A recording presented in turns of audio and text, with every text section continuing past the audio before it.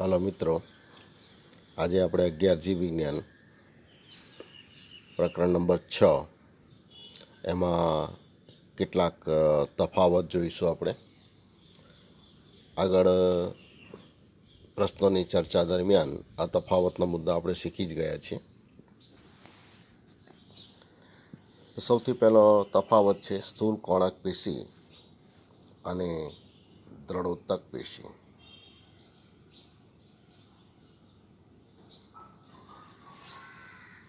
આગળ આપણે જોઈએ કે સ્થૂળ કોણક પેશી એ જીવંત યાંત્રિક પેશી છે,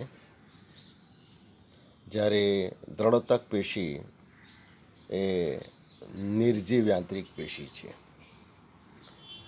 એટલે એના કોષો જીવંત કે મૃત હોય છે આપણે જોઈએ. બીજું આપણે એનું સ્થાન જોઈ ગયેલા કે જે સ્થૂળ કોણક પેશી છે એ માત્ર દ્વિદળી વનસ્પતિના હવાઈ અંગો એના અધઃ સ્તરમાં જ હોય છે. એટલે અહીંયા અધિસ્તરની નીચે, એટલે આપણે લખીશું અહીંયા અધઃ સ્તર. માત્ર અધઃ સ્તરમાં દ્વિદળી વનસ્પતિના હવાઈ અંગો એના અધઃ સ્તરમાં જ હોય છે. અને આપણે જોઈએ એક દળીમાં ને કોઈ પણ મૂળમાં હોતી નથી. તો સ્થૂળ કોણક પેશીનું સ્થાન જોઈએ અધઃ સ્તરમાં જ હોય છે, જ્યારે દ્રઢોત્તક પેશી એક દળી અને દ્વિદળી બંનેમાં જોવા મળે છે. આ પેશી એક દળી વનસ્પતિમાં અધઃ સ્તરમાં પણ જોવા મળે છે, અને દ્વિદળી વનસ્પતિએ એના પ્રકારની અંદર આપણે પરિચક્રમાં પણ જોઈએ.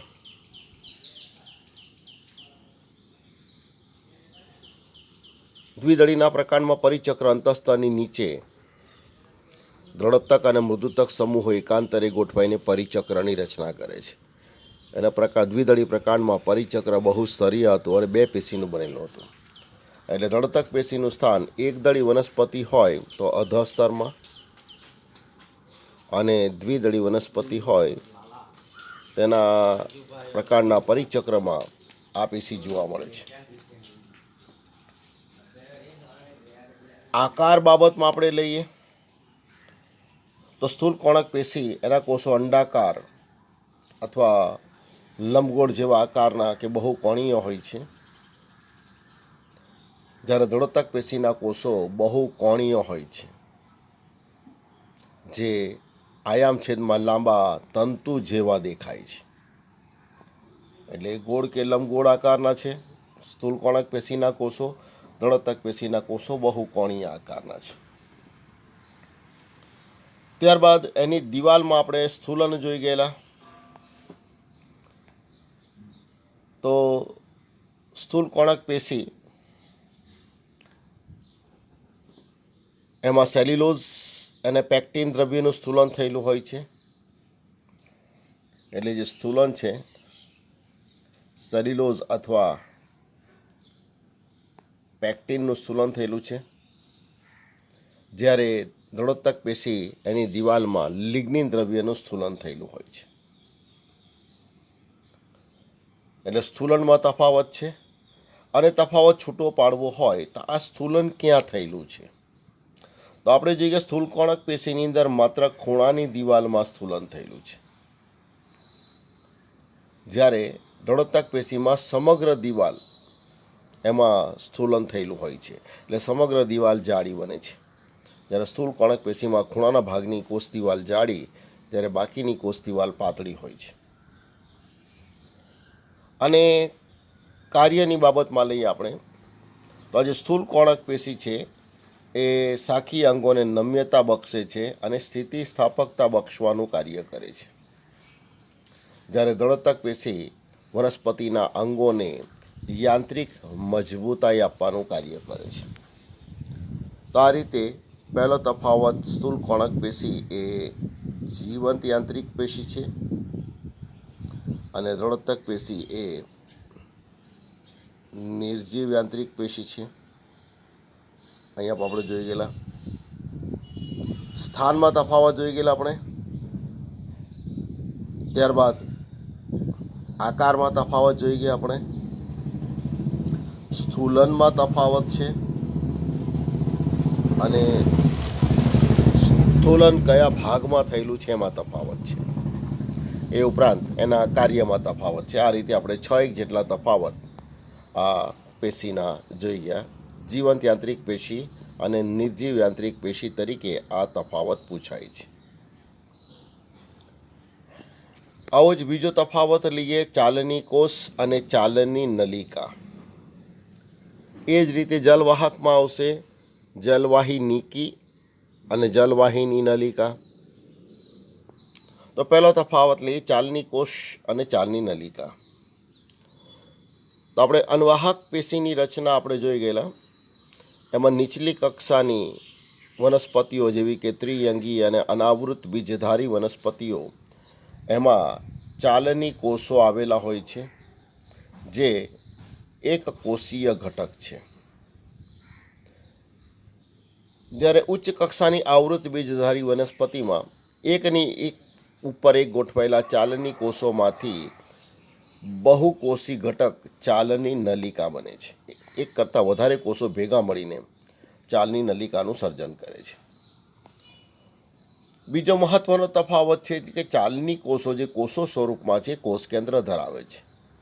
જ્યારે આપણે આગળ પહોંચી ગયા કે ચાલની નલિકામાં કોષ કેન્દ્રનો અભાવ હોય છે, એટલે ચાલની નલિકાના સમગ્ર કાર્યનું સંચાલન એની બાજુમાં આવેલા સાથી કોષો કરે છે.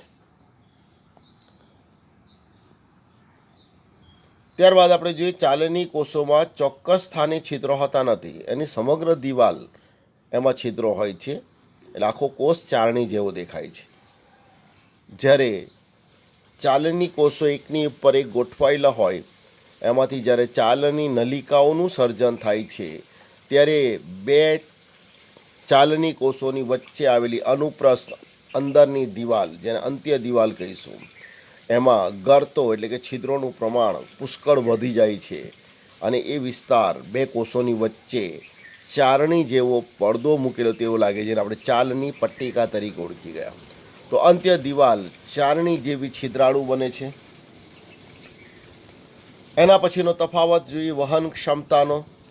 તો ચાલની કોષો એની ખોરાક વહન ક્ષમતા ઓછી હોય છે, જ્યારે ચાલની નલિકા એની ખોરાક વહન ક્ષમતા ચાલની કોષો કરતાં વધારે હોય છે. તો આ તફાવત થઈ ગયો ચાલની કોષ અને ચાલની નલિકા. એટલે કઈ વનસ્પતિઓમાં જોવા મળે છે,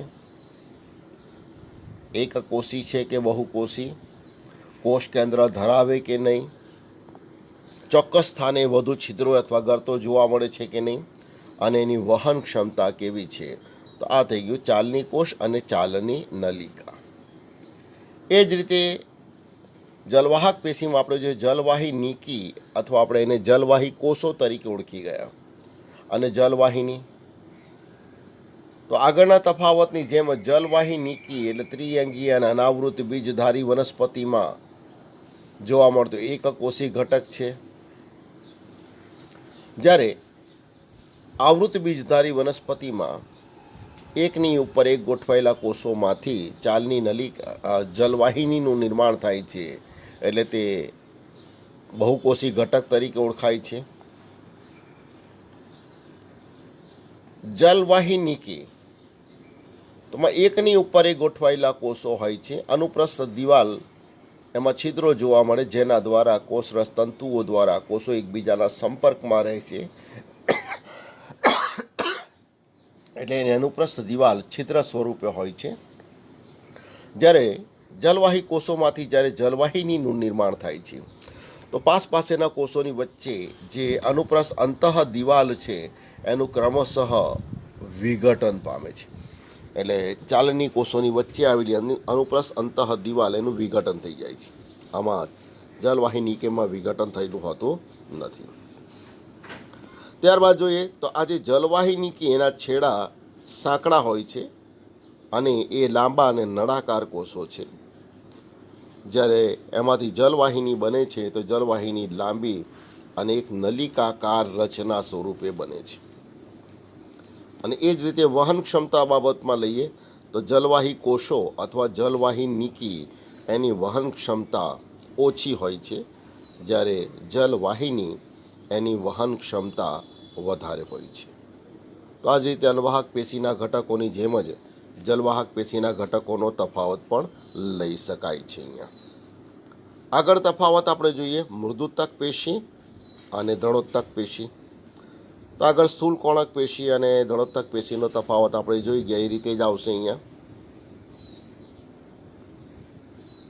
અહીંયા મૃદુતક પેશી અને દળોત્તક પેશીમાં સૌથી પહેલાં સ્થાનનો તફાવત.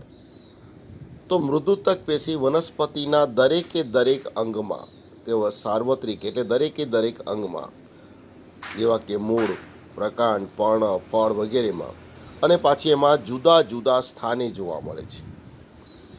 જ્યારે દળોત્તક પેશી આગળ પણ જોઈ ગયા આપણે દ્વિદળી વનસ્પતિ એના પ્રકાંડના પરિચક્રમાં આવેલી હોય છે અને એક દળી વનસ્પતિ એનું જે પ્રકાંડ છે એમાં અધઃ સ્તરમાં જોવા મળે છે. બીજો તફાવત જીવંત અને નિર્જીવનો લઈ લઈએ આપણે. તો મૃદુતક પેશીના કોષો જીવંત છે, પાતળી દિવાલવાળા છે અને એની દિવાલ પાતળી અને સેલ્યુલોઝની બનેલી હોય છે. જ્યારે દળોત્તક પેશીના કોષો આપણે જોઈ ગયા વિકાસ દરમિયાન એમાં જીવરસ વપરાઈ જાય છે એટલે જીવરસ વગરના બને છે, મૃત બને છે અને એની કોષ દિવાલ જાડી બને છે સ્થૂલનને કારણે. ત્યારબાદ એનો આકાર લઈએ આપણે. તો આ જે મૃદુતક પેશીના કોષો છે ગોળ કે લંબગોળ આકારના છે, ગોળ અથવા લંબગોળ આકારના છે. જ્યારે દળોત્તક પેશીના જે કોષો છે એ બહુકોણીય આકારના છે.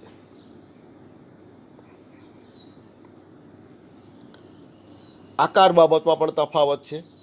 મૃદુતક પેશીના કોષો ગોળ કે લંબગોળ છે, દળોત્તક પેશીના કોષો આડા છેદમાં બહુકોણીય દેખાય છે. હવે જ્યારે આકારમાં તફાવત હોય ત્યારે એમાં અવકાશ એમાં પણ તફાવત જોવા મળે છે. તો મૃદુતક પેશીના કોષો પાતળી દિવાલવાળા ગોળ કે લંબગોળ હોય છે એટલે કોષોની વચ્ચે આંતરકોષીય અવકાશ જોવા મળે, એટલે કોષો આંતરકોષીય અવકાશ રહે તે રીતે ગોઠવાયેલા હોય છે. જ્યારે દળોત્તક પેશીમાં બહુકોણીય આકાર છે એમાં આંતરકોષીય અવકાશ એનો અભાવ હોય છે. કાર્યની બાબતમાં આપણે લઈએ તો આજે મૃદુતક પેશીના કોષો એમાં જો હરિતકણ આવેલા હોય તો એ પ્રકાશ સંશ્લેષણનું કાર્ય કરે છે. વાહક પેશી સાથે સંકળાયેલી જલવાહક મૃદુતક, અનવાહક મૃદુતક આપણે આગળ પણ જોઈ ગયા છીએ કેટલાક દ્રવ્યનો સંગ્રહ કરે છે અને કેટલાક મૃદુતકના કોષો સ્ત્રાવી કાર્ય સાથે પણ સંકળાયેલા છે, જેવું કે આપણે રાળ વાહિની જોઈ ગયા છે આગળ. તો આ રીતે મૃદુતક પેશી પ્રકાશ સંશ્લેષણ, દ્રવ્યોનો સંગ્રહ અને સ્ત્રાવી કાર્ય સાથે સંકળાયેલી છે. જ્યારે દળોત્તક પેશીનું કાર્ય આપણે જોઈએ તેની દિવાલમાં લિગ્નિનનું સ્થૂલન છે એટલે એની દિવાલ જાડી અને મજબૂત બને છે, એટલે તે હવાઈ અંગોને યાંત્રિક મજબૂતાઈ આપવાનું કાર્ય કરે છે. તો આ રીતે આમાં પણ પહેલાં સ્થાનનો તફાવત, કોષો જીવંત છે કે નિર્જીવ બીજો તફાવત, એની કોષ દિવાલ પાતળી છે કે જાડી ત્રીજો તફાવત. જો મૃદુતક પેશી હોય તો કોઈ પણ પ્રકારનું સ્થૂલન હોતું નથી. દળોત્તક પેશીમાં લિગ્નિન દ્રવ્યનું સ્થૂલન થયેલું હોય છે. આકારનો તફાવત અને આકારને લીધે આંતરકોષીય અવકાશનો તફાવત અને સાથે સાથે આપણે જોઈએ એના કાર્ય એમાં પણ તફાવત જોવા મળે છે. તો આ જે તફાવત થઈ ગયો મૃદુતક પેશી અને દળોત્તક પેશી.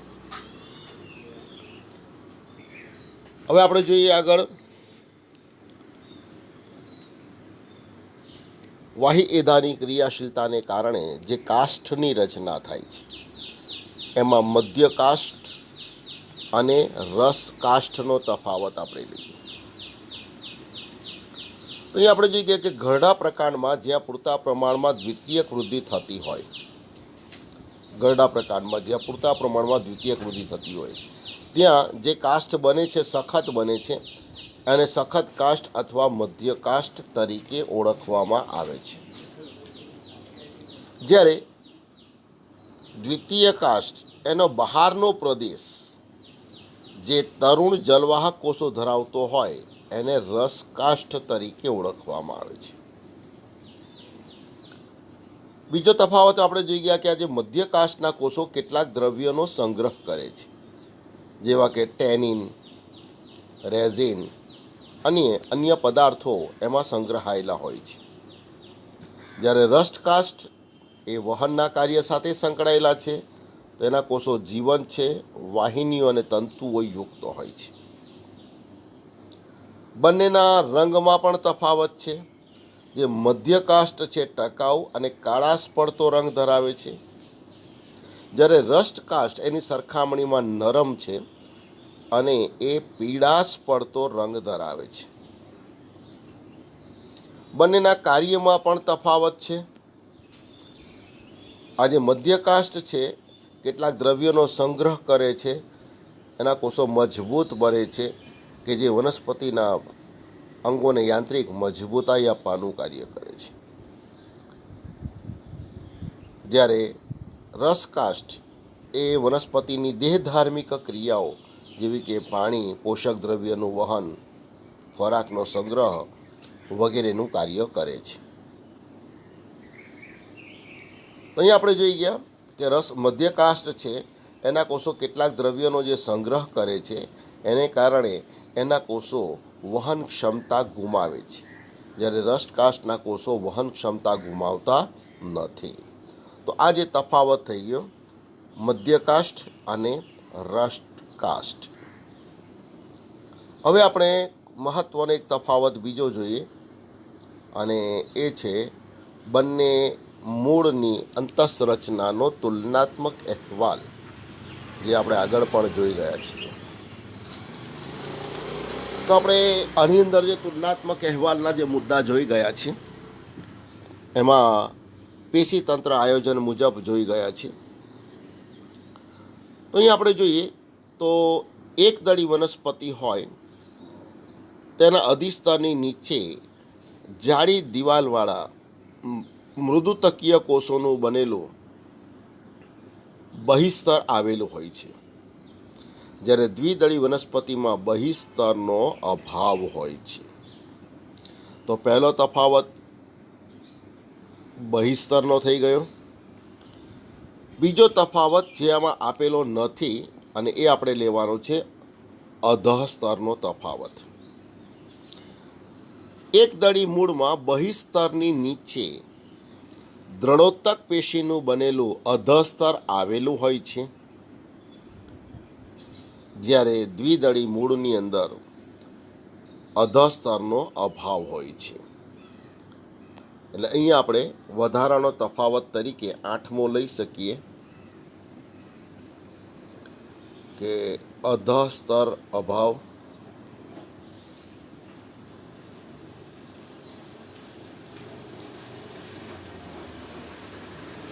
જ્યારે આની અંદર દ્રઢોત્તક પેશીનું બનેલું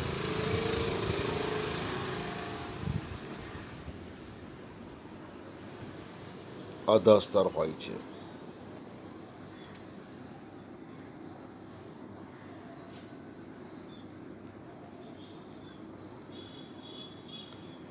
તો આ રીતે અધઃસ્તરનો તફાવત જે અંદર આપેલો નથી એ અધઃસ્તરનો તફાવત આપણે ઉમેરી દેવાનો કે એકદળી વનસ્પતિ એના મૂળની અંદર દ્રઢોત્તક પેશીનું બનેલું અધઃસ્તર આવેલું છે, જ્યારે દ્વિદળી મૂળની અંદર અધઃસ્તરનો અભાવ છે.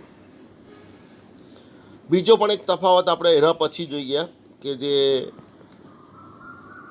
મુખ્ય બાહ્યકનો વિસ્તાર છે. એટલે અહીંયા 8મો તફાવત આપણે જોઈ ગયેલા અધઃસ્તરનો. હવે 9મો તફાવત લઈએ આપણે તો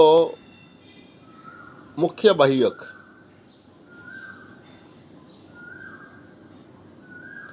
એમાં વાત કોટરનો અભાવ,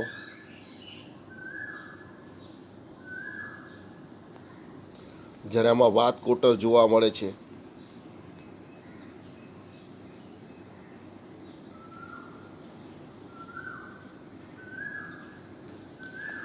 તો અહીંયા આપણે આ મુદ્દામાં જોઈએ આપણે કે એક દળી વનસ્પતિ હોય તેમાં બે પ્રકારના મૂળ જોવા મળે, ભૂગર્ભીય તંતુ મૂળ અને અવલંબન મૂળ. તો એક દળીના જો અવલંબન મૂળ હોય તેના મુખ્ય બાહ્યકના વિસ્તારની અંદર વાતકોટર જોવા મળે છે, તંતુ મૂળમાં એનો અભાવ હોય. જ્યારે દ્વિદળી વનસ્પતિના મૂળમાં વાતકોટર જેવી કોઈ રચના હોતી નથી. એટલે અહીંયા બે તફાવત આપણે ઉમેરી દીધા છે, એક અધઃસ્તરનો ઉમેરી દીધો છે અને બીજો મુખ્ય બાહ્યકના વિસ્તારમાં વાતકોટરનો તફાવત આપણે ઉમેરી દીધો છે. ત્યારબાદ આપણે લઈએ તો અંતઃસ્તર. એમાં આપણે જોઈ ગયા કે લિગ્નિન અને સુબેરીનું સ્થૂલન થયેલું હોય છે. દ્વિદળી મૂળમાં અંતઃસ્તરમાં આ સ્થૂલન માત્ર અરીય દિવાલમાં થયેલું હોય છે કે જે કાસ્પેરિયન પટ્ટિકા સ્વરૂપે જોવા મળે. માત્ર ઊભી અરીય દિવાલમાં સ્થૂલન છે, અંદરની દિવાલમાં સ્થૂલન હોતું નથી. જ્યારે એક દળી વનસ્પતિના મૂળમાં અંતઃસ્તરમાં અરીય અને સાથે અંદરની દિવાલ એટલે કે આમ સી આકારમાં લિગ્નિન અને સુબેરીનું સ્થૂલન થયેલું હોય છે. અને સાથે સાથે આપણે જોઈ ગયા કે આ સ્થૂલનને કારણે દ્વિદળી વનસ્પતિમાં દરેકે દરેક કોષમાં સામસામેની જે દિવાલ છે પાતળી છે, માત્ર અરીય દિવાલમાં સ્થૂલન છે. એટલે દરેક કોષમાં સામસામેની દિવાલ પાતળી અસ્થૂલિત છે, એમાંથી ક્ષાર અને પાણી મધ્યરમાં પ્રવેશી શકે છે. જ્યારે એક દળી મૂળમાં સી આકારમાં સ્થૂલન થયેલું હોવાથી જે કોષોમાં સી આકારનું સ્થૂલન જોવા મળે તેમાંથી ક્ષાર અને પાણી મધ્યમાં પ્રવેશી શકતો નથી. એટલે એમાં અંતઃસ્તરમાં વચ્ચે વચ્ચે અસ્થૂલિત કોષો પણ આવેલા હોય છે કે જેને આપણે પથકોષો તરીકે ઓળખી ગયા. તો આ પથકોષો જેવી વિશિષ્ટ રચના એક દળી મૂળના અંતઃસ્તરમાં જોવા મળે છે. દ્વિદળીમાં પથકોષો જેવી વિશિષ્ટ રચના હોતી નથી. ત્યારબાદ આપણે સંયોગી પેશી વિશે પણ જોઈ ગયેલા, જે પણ આમાં ઉલ્લેખ કરેલો નથી. દ્વિદળી મૂળમાં વાહક પેશીઓને સાંકળતી સંયોગી પેશી તરીકે માત્ર મૃદુતકીય હોય છે. જ્યારે એક દળી મૂળની અંદર આદિદારૂ અને અનવાહકની આસપાસ મૃદુતકીય સંયોગી પેશી આવેલી હોય છે, જ્યારે અનુદારૂની આસપાસ દ્રઢતકીય સંયોગી પેશી આવેલી હોય છે. તો આ રીતે આપણે અહીંયા ત્રણ તફાવત ઉમેરેલા છે. અધઃસ્તરનો તફાવત, મુખ્ય બાહ્યકમાં વાતકોટરનો તફાવત, પથકોષોનો તફાવત અને ચોથો આપણે ઉમેર્યો સંયોગી પેશીનો તફાવત. એ ઉપરાંત આપણે લઈએ હવે સૌથી અંદરનો ભાગ બાકી રહી ગયો, મજ્જાનો ભાગ. તો દ્વિદળી મૂળમાં મજ્જાનો વિસ્તાર ખૂબ જ નાનો અને અસ્પષ્ટ હોય છે, જ્યારે એક દળીમાં આ મજ્જાનો વિસ્તાર ખૂબ સ્પષ્ટ અને મોટો હોય છે. એટલે કે મજ્જાનો વિસ્તાર વિશાળ આપણે જોઈ ગયેલા, આકૃતિમાં પણ આપણે વસ્તુ જોઈ ગયેલા છીએ. તો આ આધાર પેશી તંત્રમાં તફાવત જોઈએ. પહેલો બહિસ્તરનો તફાવત, બીજો અધઃસ્તરનો તફાવત, ત્રીજો મુખ્ય બાહ્યકના વિસ્તારમાં વાતકોટરનો તફાવત, ચોથો અંતઃસ્તરમાં સ્થૂલન કેવી રીતે થયેલું છે તેનો તફાવત, પાંચમો અંતઃસ્તરમાં પથકોષો જેવી વિશિષ્ટ રચનાનો તફાવત, છઠ્ઠો સંયોગી પેશીનો તફાવત અને સાતમો મજ્જાનો વિસ્તાર નાનો છે કે મોટો. આ સાત તફાવત આપણા આધારોત્તક પેશી તંત્રના થઈ ગયા. હવે આપણે લઈએ એમાં વાહક પેશી તંત્ર. તો વાહક પેશીઓના સમૂહોની સંખ્યા પણ જોઈ ગયા છે આપણે. તો સૂર્યમુખીમાં એટલે કે દ્વિદળી મૂળમાં જલવાહક અને અનવાહક પેશીના ચાર ચાર એકમો એકાંતરે અને અલગ અલગ ત્રિજ્યા પર ગોઠવાયેલા હોય છે. જ્યારે એક દળી મૂળમાં આપણે જોઈ ગયા કે જલવાહક અને અનવાહકના ઘણા બધા એકમો એકાંતરે અને અલગ અલગ ત્રિજ્યા પર ગોઠવાયેલા હોય છે. એટલે બંનેમાં ગોઠવણી તો અરીય જ છે, પરંતુ દ્વિદળી વનસ્પતિમાં માત્ર ચાર એકમો ગોઠવાયેલા હોય છે. એટલે એ મૂળને ચતુઃસૂત્રી તરીકે આપણે ઓળખી ગયા. તેનો મધ્યરમ ચતુઃસૂત્રી હતું. જ્યારે એક દળીમાં ઘણા બધા એકમો એકાંતરે ગોઠવાયેલા છે એટલે એ મૂળને બહુસૂત્રી તરીકે ઓળખવામાં આવે છે. એ ઉપરાંત એક વિશિષ્ટ લક્ષણ તરીકે આપણે જોઈ ગયેલા કે અન્વાહક પેશીમાં તો દ્વિદળી મૂળ હોય તો અન્વાહક પેશીમાં અન્વાહક મૃદુતકના કોષો આવેલા છે, જ્યારે એક દળી મૂળમાં અન્વાહક મૃદુતકનો અભાવ હોય છે. અને આ પ્રશ્ન MCQમાં પણ આવે છે. આમાંથી કઈ વનસ્પતિમાં અન્વાહક મૃદુતકનો અભાવ હોય? તો એક દળીમાંથી એક ઉદાહરણ આપેલું હશે અને બાકીના અન્ય ઉદાહરણો આપેલા હશે દ્વિદળીમાંથી. તો આ મહત્વનો એક મુદ્દો થઈ ગયો અન્વાહક મૃદુતક એનો. અને છેલ્લે દ્વિદળી જો મૂળ હોય તેના ઘરડા મૂળમાં દ્વિતીયક વૃદ્ધિ જોવા મળે છે, જ્યારે એક દળી મૂળમાં દ્વિતીયક વૃદ્ધિ થતી નથી. તો આ રીતે લગભગ 8 થી 10 તફાવત આના થઈ ગયા. એટલે આપણે 4 માર્ચ સુધીમાં આ પ્રશ્ન ખૂબ મહત્વનો છે. એક દળી અને દ્વિદળી મૂળની અંતઃરચનાનો તુલનાત્મક અહેવાલ આપો. એ ઉપરાંત આપણે એક વધારાનો તફાવત જોઈ લઈએ, અને છે સૂર્યમુખી પ્રકાંડ અને મકાઈ એના પ્રકાંડ એના સંવહન પેશી તંત્રમાં રહેલો ભેદ સમજાવો. દ્વિદળી પ્રકાંડ અને એકદળી પ્રકાંડ એમાં સંવહન પેશી તંત્રમાં રહેલો ભેદ, તે ભેદ પણ આપણે આકૃતિ વખતે સમજાવેલો છે, છતાં ફરીથી જરાક રિપીટ કરી લઈએ. તો બંનેના જે વાહિપુલો છે એકદળી અને દ્વિદળી, પહેલાં આપણે એકદળી લખીશું પછી દ્વિદળી લખીશું. તો સૌથી પહેલાં વાહિપુલ એની ગોઠવણી લઈએ. તો એકદળી વનસ્પતિમાં પ્રકાંડની અંદર વાહિપુલો આધાર પેશીમાં વિખેરાયેલા હોય છે, એટલે આવી ગોઠવણીને આપણે વિકીર્ણ ગોઠવણી તરીકે ઓળખી ગયા. જ્યારે દ્વિદળી વનસ્પતિના પ્રકાંડમાં વાહિપુલો જુદી જુદી ત્રિજ્યા પર એક વલયમાં ગોઠવાયેલા હોય છે, એટલે અરીય રીતે ગોઠવાયેલા હોય છે એવું જોઈએ આપણે. બીજો તફાવત બંનેના પ્રકાંડની અંદર આપણે લઈએ તો બંનેના વાહિપુલના કદમાં તફાવત છે. એકદળી વનસ્પતિમાં જે પ્રકારના જે વાહિપુલો છે એ પરિઘ તરફ નાના કદના છે, જ્યારે કેન્દ્ર તરફ મોટા કદના વાહિપુલો આવેલા છે. જ્યારે દ્વિદળી વનસ્પતિના જે વાહિપુલો છે બધા જ સમાન કદના હોય છે મોટે ભાગે. ત્રીજો તફાવત આપણે જોઈએ કે એમાં આવેલી વર્ધનશીલ પેશી. એકદળી વનસ્પતિ એમાં જલવાહક અને અન્વાહક પેશીની વચ્ચે વર્ધનશીલ પેશી એધાનો અભાવ હોય છે, એટલે કે વાહિપુલો અવર્ધમાન પ્રકારના છે. જ્યારે દ્વિદળી વનસ્પતિના જે પ્રકારના જે વાહિપુલો છે એમાં જલવાહક અને અન્વાહકની વચ્ચે વર્ધનશીલ પેશી એધા આવેલી હોય છે, એટલે એ વાહિપુલ વર્ધમાન પ્રકારના છે. ત્યારબાદ આપણે જોઈ ગયેલા જલવાહક એકમોની સંખ્યા.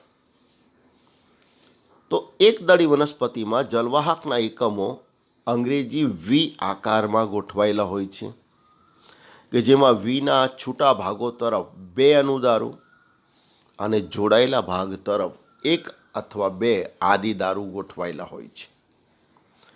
જ્યારે દ્વિદળીના પ્રકારના વાહિપુલો જોઈ ગયેલા તેમાં અરીય રીતે ગોઠવાયેલા ઘણા બધા અનુદારુ અને આદિદારુના એકમો આવેલા હોય છે. ત્યારબાદ આપણે જોઈએ તો એકદળી વનસ્પતિના પ્રકારના જે વાહિપુલો છે એમાં આદિદારુની પાસેના કેટલાક મૃદુતકીય કોષોનું વિઘટન થવાને કારણે ત્યાં પ્રવાહીથી ભરાયેલું એક પોલાણ જોવા મળે છે, જેને ભંગજાત કોટર તરીકે આપણે ઓળખી ગયા. તો એકદળી વનસ્પતિના પ્રકારના વાહિપુલોમાં ભંગજાત કોટર આવેલું હોય છે, દ્વિદળીમાં ભંગજાત કોટરનો અભાવ હોય છે. એ ઉપરાંત આપણે જોઈએ કે વાહિપુલની આજુબાજુ દ્રઢોત્તક પેશી ક્યાં ગોઠવાયેલી છે. તો આપણે એકદળી પ્રકારમાં જોઈ ગયા કે એના સમગ્ર વાહિપુલ દ્રઢોત્તક પેશીથી ઘેરાયેલું હોય છે.